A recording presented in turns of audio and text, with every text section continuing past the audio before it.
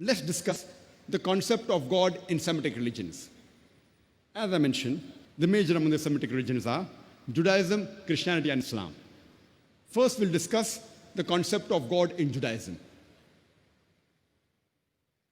It's mentioned in the Old Testament, in the book of Deuteronomy, chapter number 6, verse number 4. Moses, peace be upon him, says in Hebrew, Shama Israelo, Adnal Haino Abnai Khad.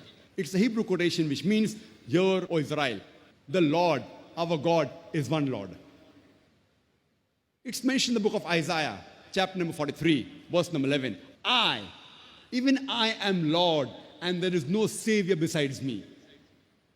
It's mentioned in the book of Isaiah, chapter number 45, verse number 5.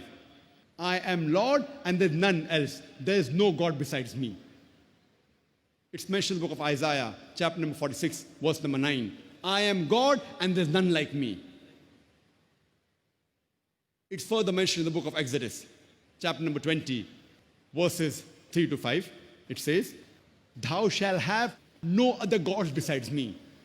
There's Almighty God speaking in the Old Testament, book of Exodus, chapter number 20, verses 3 to 5. Thou shalt have no other gods besides me. Thou shalt not make unto thee any graven image of anything, of any likeness in the heaven above, in the earth beneath, and the water under the earth. Thou shalt not bow down to them, nor serve them, for I, thy God, thy Lord, am a jealous God.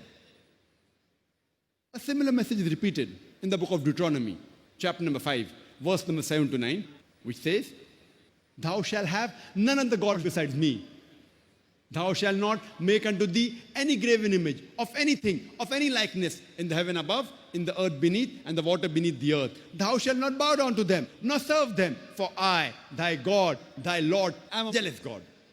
So if you read the Jewish scriptures, the Old Testament, you shall understand the concept of God in Judaism, that you have to believe in one God, and Almighty God has got no images.